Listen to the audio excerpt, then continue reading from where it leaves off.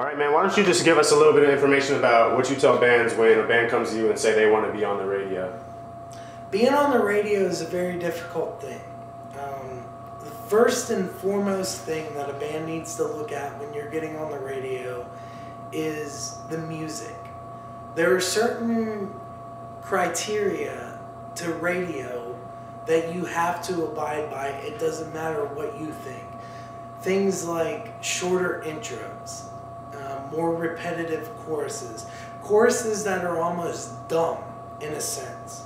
Because a radio's job is not to play music, it's to sell advertising. So it's going to come down to the point, why play you instead of a major artist? When a major artist is going to bring people in to listen. What are you doing to make them want to play you? You have to do everything in your power to create enough of a buzz to make a radio station want to play you.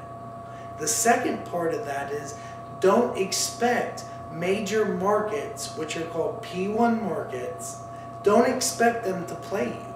If you're in Atlanta, don't go after Atlanta radio stations. Go after smaller market radio stations that you're not competing with major artists. College radio stations, smaller market radio stations, and make your music in a format that you can present to them. Don't expect to make a song, turn it into an Atlanta radio station tomorrow and have it be played. Build up enough of a buzz about your music through college radio stations, through smaller markets, that you force the hand of a major radio station. Okay. What advice do you have for younger bands that, do you agree with the philosophy of giving away your music for free in the beginning? Is that something you would recommend to some bands? There's two mindsets. The first being, if you're a new artist, put your best foot forward, your best music forward, and release it. Second mindset is, put your dumbest song first.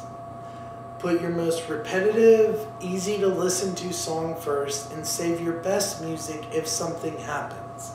But keep in mind that if you're an independent, on your own artist, it's a fine line in what you need to spend to get your best product out there, because when a label comes in, 9 times out of 10, they're going to want to come in and redo things. They're going to want to come in and reproduce your album.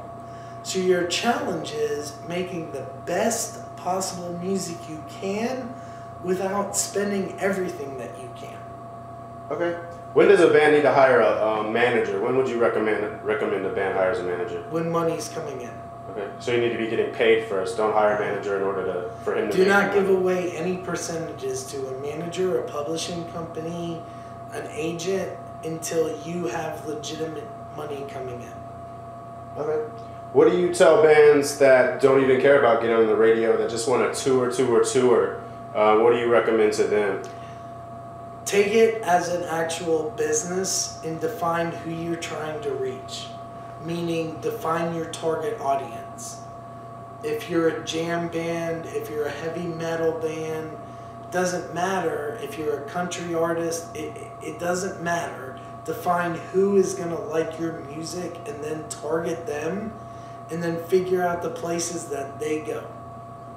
Okay. What do you tell bands as far as the social networking? You know, it's somewhat of a new thing in the last few years. How do you incorporate that into what Kiwi does?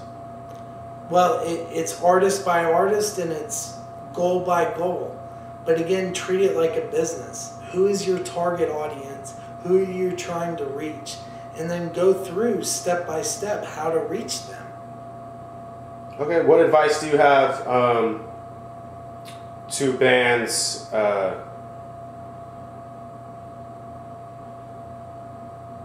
Okay. Hold on real quick. What advice do you have to bands that are just starting out as far as getting shows, and which shows they should play and where? You're not going to get what you want from the get-go because your competition is so high. So you need to focus on what you can do to make yourself more profitable to a bar or any kind of venue that's going to play you. Whether that means your social networking numbers are very high, or you can bring an audience, or you can bring a crowd to when you perform, you have to take their mindset. Your music is not the only factor in getting a show. Okay. We're going to leave it at that for now. That was an information overload with the owner of Kiwi Music. You guys can stay tuned for some weekly updates and some real expert information on what it takes to get your music out there.